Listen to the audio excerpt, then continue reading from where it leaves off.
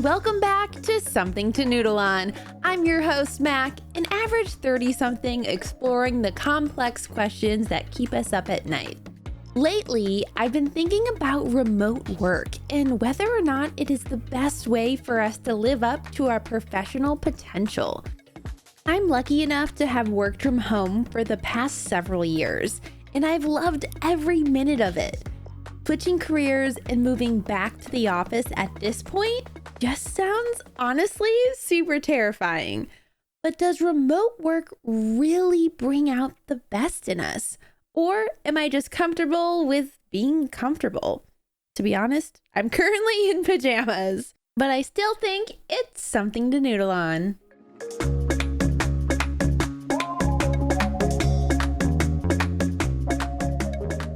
I know we talk about the internet and social media a lot on this podcast, but I just can't help it. I'm a child of the information age, and I witnessed firsthand how everything changed when this electronic global network infiltrated our lives. It really has made so many things more convenient, especially as more and more people have chosen to go the tech route. Silicon Valley really is a hotbed of creativity. If there's even the smallest human need, programmers will find a way to meet it by manifesting innovative technology to do whatever task or problem someone might be facing. It's basically magic, especially to us normies. With that in mind, though, consider how pandemic lockdown might have gone for us without the internet, particularly in regards to the workforce. I mean, sure, we can look at the last pandemic from 100 years ago to see how people survived in isolation, or even examine how Depression-era factory workers managed to save themselves from job loss and destitution. But even without the internet, our work life has changed drastically since then. In the case of a large economic downfall, we don't need to take the same severe measures as our predecessors did. Thanks to a rise in the popularity of office work, plus the ever-present access to the internet, the job landscape of today no longer requires every worker to be on site all day, every day. Obviously, remote work via the internet was already an emerging field before the 2020 pandemic, but lockdown certainly thrusted it into the limelight. I know for many workers, leaving the field just wasn't a possibility, but mad props to all the frontline workers who kept things going for many who could not. The reality is there are hundreds of thousands of people who lost their jobs or whose businesses fell victim to the loss of foot traffic and revenue. But for those fortunate enough to work from home, the internet was a sparkling oasis in the middle of the desert. These days, most of us are headed back to the office as employers no longer wish to accommodate remote work. To them, work from home was merely a survival mechanism to keep their company afloat. But I can't help but wonder, is that really the right move? Honestly, I can see both sides of the issue, but I'll save my opinion for the end. First, let's compare the advantages and disadvantages of remote versus in-house work, starting with the way we exchange information. Obviously, we communicate much differently in person than we do online, especially in professional settings. We often underestimate how important tone and facial expression are in face-to-face conversation, maybe never noticing them until we can't rely on them to understand the exact meaning of what someone has said. We miss out on both verbal and nonverbal cues, encapsulating the entire range of human emotion, from humor to sarcasm to anger. When text is the only way we can communicate, this, of course, can lead to misunderstandings, some of which might inadvertently land you in hot water with HR. In order to remain professional in virtual work environments, it's imperative that we recognize the essential differences between in-person and online communication. not just to avoid getting slapped with a lawsuit, but also to exchange necessary information successfully. Think about how quick and easy it is to communicate in an open office setting. Sure, if you're the CEO of a big company or a partner at a law firm, you likely have your own office and all the uninterrupted privacy that comes with it. But for the rest of us worker drones, we're often huddled around groups of desks with easy access to one another. Even an arrangement of cubicles is a minor obstacle. We can pop our heads over the partitions or lean back in our chairs to see what's going on down the hall. And while I'm sure there's always at least one office Karen shaking their head in stern disapproval, it's just so easy to shout across the room when you need someone's attention. Not to say that every office welcomes the open outcry of information like stockbrokers yelling over each other on the trading floor, but delivering messages orally is low cost, low effort, especially compared to sending DMs, emails, or memos from home, or even from within the same office space. Yes, electronic messages are transmitted instantly, but they're not always read the right way. Read receipts are courteous, but not as common as they should be. So sometimes we can't even tell when someone gets the message or if they received it at all. In an emergency, we can resort to phone calls, but even in a professional setting, some of us are still millennials and refuse to talk on the phone the way children refuse to eat broccoli, with that side eye and look of disgust included. Not to mention, how much time and effort does it take to communicate via email? First, you have to write the message, making sure that tone and language you're using are professional, complete with the proper amount of exclamation points, so you come across cool and excited, but not too many where you give psychotic vibes. You also have to input the recipient's address correctly, plus any others that you need to CC or BCC.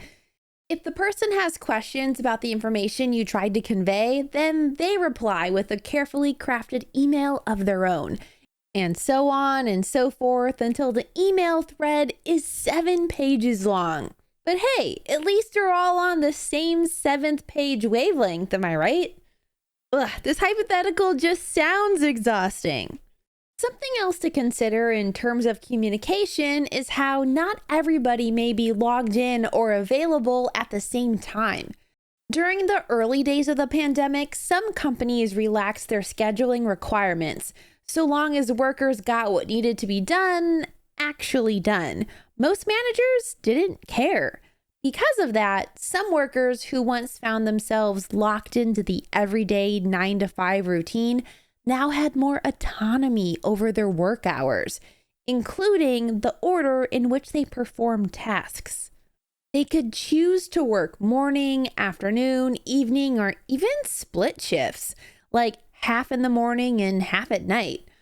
Whatever put them in the best state of mind to actually stay on task and get their work done correctly. This left time for running errands, picking up the kids from school, and doing all those little things that make us human. From this, we've seen asynchronous communication rise in popularity within the virtual workplace. Asynchronous basically just means that everything doesn't happen all at the same time, even though a group may be working toward a common goal. As we said before, a team working together in person can communicate easily. However, when you have workers distributed across various shifts, communication has to adapt or the gears stop rotating. Without successful communication, everything just falls apart. Email used to be the primary form of asynchronous communication, but when entire teams and even companies shifted to distributed work, more powerful tools were needed to keep everyone connected. Skype, Discord, Slack, and all the other online communication tools just entered the chat. These platforms are designed to transmit information that doesn't necessitate an immediate response. It would be awkward to update a coworker face to face only to have them pause for a long time before acknowledging what you've said. However, this is standard behavior when it comes to asynchronous chat, or really any kind of online chat these days. This kind of delayed communication allows you to pass on information to a coworker whose shift differs from your own, keeping them current about what you've been working on, which tasks you've completed, and where you've left off so they can continue the work without having to hunt you down or worse, call you during your off hours. Yuck. Platforms such as Asana, Trello, and Monday allow us to visually organize information, assign tasks, and track progress. Because of this, they've gained a lot of popularity over the past several years. Managers especially appreciate the ability to see a wide overview that includes each project's status towards completion, so that they too can communicate effectively with subordinates and make sure they're using their time wisely.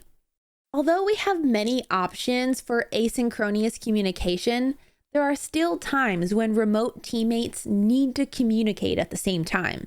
Since conference room meetings were no longer an option during pandemic-induced remote working, video conferencing, mostly via Zoom, became all the rage. Now, let's be honest here. The shift to webcam meetings led to some hilarious situations as everyone got a feel for the new technology and learned the rules for online etiquette. Some of us couldn't find the mute or unmute button, some of us accidentally enabled animal avatars, and some of us had scantily clad family members who made unexpected webcam appearances. We even saw people get creative with video overlays of themselves bringing them coffee or other shenanigans. But overall, webcam meetings allowed many of us to feel connected, despite the physical isolation we were facing. We could see the smiling faces of our colleagues once again, and hear the laughter when we exchanged the lighthearted banter some of us had sorely been missing. Video conferencing, however, isn't a perfect substitute for discussing important business matters around a table. Research from the National Center for Biotechnology Information suggests that video conferencing can actually be mentally taxing due to the way we focus on the activity occupying our screens. In a real-world conference room, we're probably looking around the room, maybe distracted by Jim making paper airplanes from meeting notes, or Pam snoozing at the end of the table. Or heck, maybe you're the one doodling in the margins. But when we're on a video call, we're often staring at the screen intensively, almost as if we're watching a movie on TV and don't want to miss a thing. And of course, having glitchy camera feeds of coworkers all over the screen in tiny little boxes that are constantly in motion makes it even harder for us to focus. It's no wonder that we feel exhausted and drained after Zoom meetings.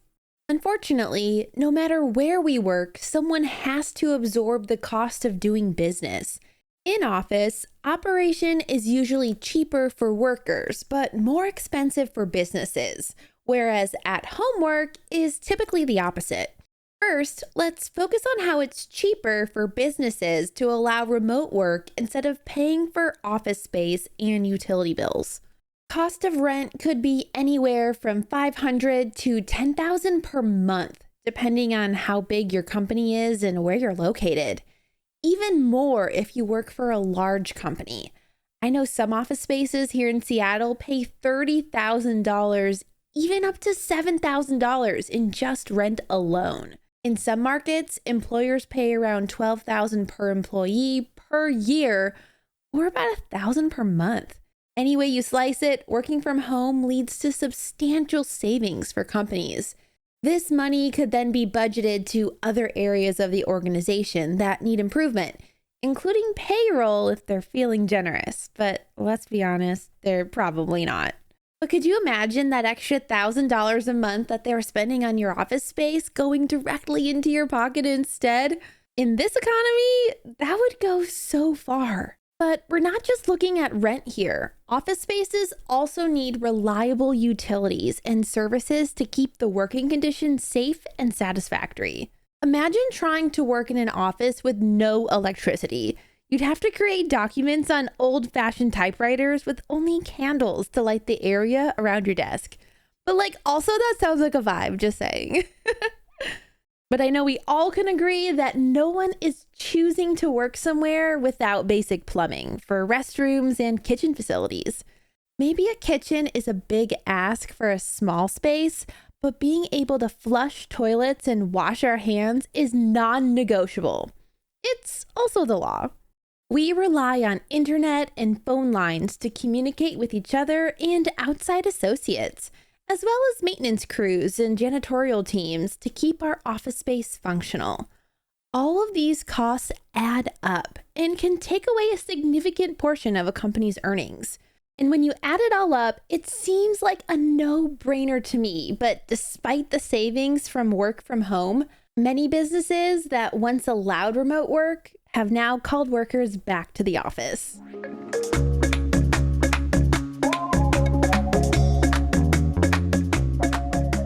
Okay, so now let's consider the effects of remote work on personal finances and income taxes. Many freelance workers, contract workers, and self-employed small business owners can often deduct home business expenses, such as internet access and insurance coverage, when filing their yearly income taxes. However, W-2 or permanent employees usually can't write these off, so they end up footing the entire cost themselves. This tends to be the trade-off for working in a personal environment rather than corporate office space. While some states and companies have provisions in place to reimburse those costs for remote workers, the majority do not. Sure, you could argue that most homeowners and renters would be paying for electricity, plumbing, and internet expenses anyway, so their costs wouldn't rise enough to make much of a difference. But being home for the length of your work shift actually does increase the cost of your bills more than you think. Consider this. If you stay on top of your energy conservation efforts, always turning off the lights and power down the computers and TVs when you're not using them, you'll use about 8 hours of electricity per day moving around your house between the time you arrive home from work and the time you go to bed. But if you work from home, this doubles the amount of time spent with light shining and other electronics humming. In fact, researchers from the University of California Energy Institute estimate in 2020 that working from home could increase your energy spending by around $100 per month, factoring in your energy type and power draw. Unless you break even when comparing the cost of utilities and services to the amount of money you put into paying for gas or commuter fare, chances are more cash is coming out of your paycheck by logging in remotely. That's less money to spend on things like groceries and other necessities, as well as entertainment or occasionally dining out. As tempting as it could be to work from home, it might be more financially beneficial for the average employee to head to the office instead of absorbing the cost of providing their own conductive working space, especially if they can't write off those costs as expenses or receive reimbursement from their employer. However, our household saw the reverse. We saved so much money through the pandemic that we were able to buy a house. By not eating out with coworkers for lunch, gas to go to and from the office. Drew wasn't even using his car, so he sold it, and we're down to just my car for the household. We saved thousands by eating lunch at home and making home-cooked meals for dinner. But every situation is unique, especially if you have kids. My work situation changed a lot over the last 3 years. I moved to Washington to work for a company, and then during the pandemic, I was let go. But my YouTube channel started taking off. I was applying for jobs and I was offered one that I actually really wanted. But then I told myself I had a once-in-a-lifetime opportunity to try content creation full-time. And I ultimately turned down their offer. They even came back with a counteroffer that was really, really good. But I told myself I wouldn't be giving myself a fair shot. I had fire and now it was time to run. And since November 2020, I've been full remote working for myself.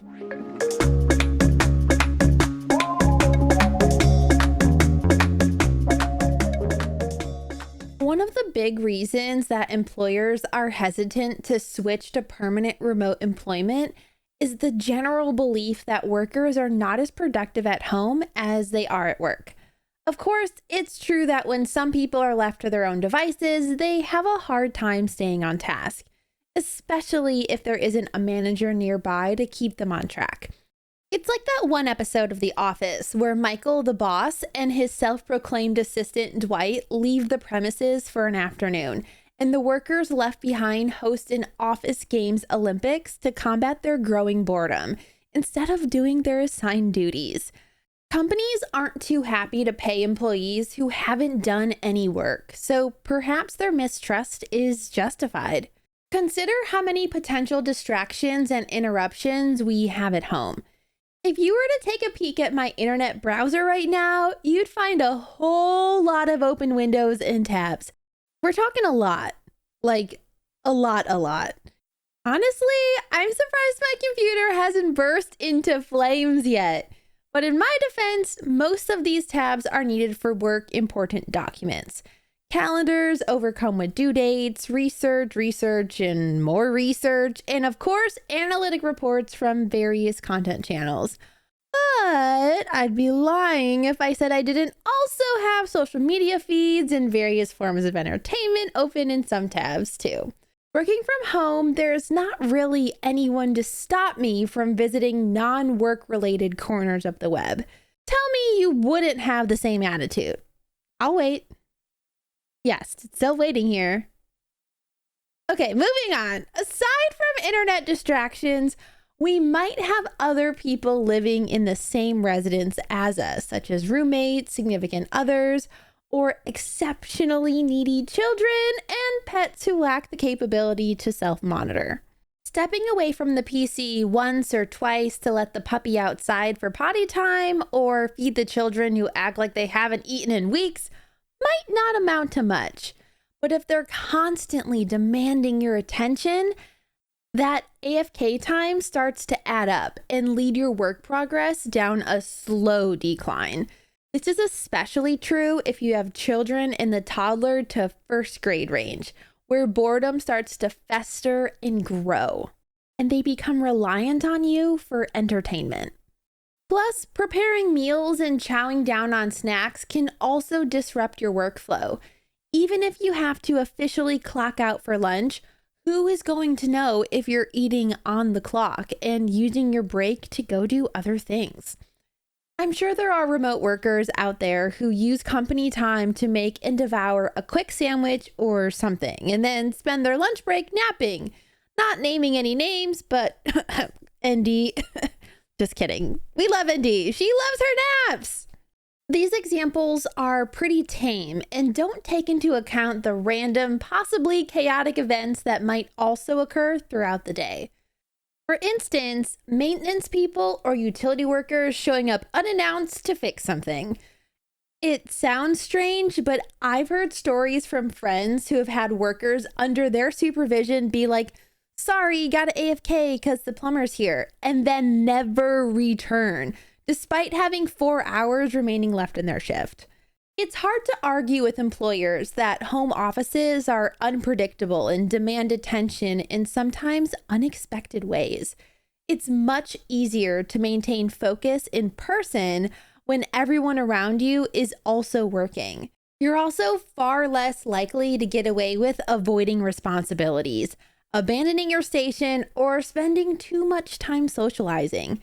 Managers are always quick to remind you that you're on company time and you're not getting paid to dick around. Some companies have resorted to mandatory installation of technology that tracks your computer activity, such as mouse clicks or time spent idling. But I think that's a pretty invasive way to monitor your workers' productivity. Plus, there are now idling devices where you put your mouse in an oscillating tray and it moves it around the screen for you, allowing you some space to put the dishes away or play Candy Crush in the bathroom until your legs go numb. Definitely not speaking from experience. Perhaps companies should consider redefining their employee expectations and performance metrics to ensure goals are met instead. All right, so let's look at another supporting point for working from home. Comfort is easier to achieve at home, which can boost productivity, contrary to what our bosses might think. Comfort is most often a privilege reserved for high-ranking executives in a corporate setting. At home, however, everything operates under conditions of our own choosing, maximizing our mental and physical well-being. When we control our environment, our heads are clear and we're not stressing about external factors that could lower the quality of our work. Without worry, we tend to be more productive. Now, there are companies that are trying to accommodate this, but it simply is impossible for a professional office to ensure every employee's comfort. For example, some trendy modern offices attempted to reduce employee discomfort by offering plushy seating or hangout pads to put workers at ease throughout the day. And while that sounds really nice, that might actually backfire if new hires are looking for a more traditional desk and chair setting. Inter-office thermostat wars are surprisingly common. It's difficult to focus on the task at hand if a bucket of sweat is pulling at your feet, or your teeth are chattering so loud you're sure Brad in accounting can hear it from 2 floors down. Some workplaces regulate thermostat settings or forbid changing them, either to save on bills or try to prevent disputes. Unfortunately, everyone operates at a different temperature. So unless employers separate workers into individual offices with personal thermostat controls, it's unlikely that everyone will be happy. And if it ever came to that, it would basically be like working from home anyway, because no one would ever leave their comfy zone. The best part of working from home, at least in my opinion, is that you have total control over your appearance. There is nobody to send you home for a dress code violation because, well, there is no dress code. You can wear whatever clothes you feel most comfortable in. Say goodbye to jackets and blazers or scratchy corporate issued branded polos. If trousers and slacks aren't your thing, opt for jeans and sweats, or even no pants at all if you're ND. Plus, not having to wake up early to make sure you look picture perfect saves so much time. No need to put on makeup or fix your hair. And if you want to skip the shower, nobody can smell you through Zoom or Discord. Though family members and housemates might suffer, but that sounds like a personal problem. The only time we really need to be presentable is if we're going to be on camera. And who says we can't be business on top and party on the bottom? I find I'm most productive while at home. When I'm traveling for work, it's hard to get into a routine or the work headspace because I'm away from all the things I need to do to work efficiently. However, when I travel and then head home, I find that my sleep schedule always gets fixed. You know, I heard a quote saying something along the lines of, "A cluttered space makes for a cluttered mind." When I tell you my desk would make most mothers cry, I mean it. Like 4 to 5 tea mugs, plates and bowls piled high, a stack of papers and notebooks, and random knickknacks to fidget with. My desk is where productivity goes to die. I'm telling you this because recently, as you may have noticed, we've had a lapse in podcast episodes. My space was cluttered and it definitely affected my headspace. But shoving everything in a box for future me to worry about has been really helpful for current me. Not future me, obviously. But of course, it is possible to get too comfortable at home, especially if you're working from bed or from the couch with a cozy blanket. It takes a measure of discipline that I do not possess to work surrounded by that kind of luxury. I would definitely fall asleep and not wake up for several hours if I was wrapped up in a cozy blanket, slippers, and a comfy pillow, the whole 9 yards. Working for myself, that's probably okay, just not ideal. If I had a boss I answered to and fell asleep mid-shift, I'd probably be looking for another job as soon as I woke up. If you're considering work from home, be aware of the ever-present voice in your head coaxing you to fall into bed and snooze forever. Designating a workspace away from the bed or your favorite napping spot makes it easier to resist that temptation. Another note to think about, working remotely changes the work group dynamic. Remember when we were in school and we'd have to do group assignments like book panel presentations for English class? Most of my classmates preferred to work together on these tasks rather than having to deliver individual oral book reports. So let's think about it. How much work did we actually get done during class time when we all gathered to discuss our projects under the watchful eye of our teachers? Probably not that much. It was more fun to talk to friends than to parse classic literature. Yet somehow we got even less done when we had to meet up after school at a classmate's house. This was always the best. It was either impossible to get everyone together in the same place at the same time, or impossible to get anyone to focus on the project at all. School projects were often much more successful when we went all Lone Ranger.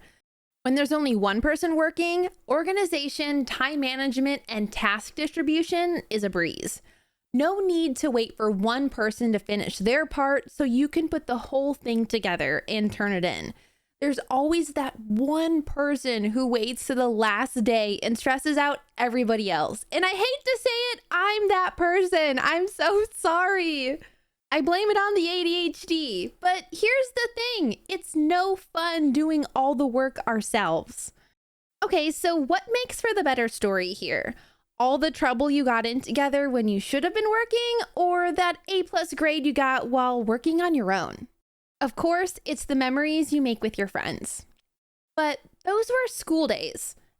As professional adults, we're expected to have at least some discipline and work ethic. And really, this makes working in teams so much better than it was back then. When we work together, especially face-to-face, we have the opportunity to bounce ideas off one another. Group brainstorming sessions really are a great way to come up with unique ideas. With multiple minds working together, we get through all the "that's already been done" ideas sooner, so our creativity can really start to shine. And of course, our bosses are ecstatic when we finally come up with that proverbial $1,000,000 idea. In an office setting, teamwork keeps us on task, driving our focus and effort. With remote work, it starts to feel a lot like we've reverted to our old ways. All those drawbacks of working from home we've mentioned, they really become apparent when it comes to team projects. Our schedules mismatch, communication isn't as free-flowing, and all the distractions of home just make it difficult to function cohesively. Is it possible to successfully operate as a group when the team is distributed? Well, of course. Remote project managers are often the unsung heroes in these cases, leading the way through their exceptional organization skills and ability to encourage teammates to work effectively. All right, throwing back to the beginning of the episode, we mentioned the benefits of online platforms like Asana and Trello and Monday.com. Visual organization boards bring the magic to distributed group work. In the hands of the right project manager, such a program will ensure that everyone knows what they should be doing at any given time. And they can see how all the working parts come together to achieve their specific end goal. This superior method of information organization prevents confusion and mix-ups, keeping the team a well-oiled machine, efficient and effective, despite the lack of shared physical workspace.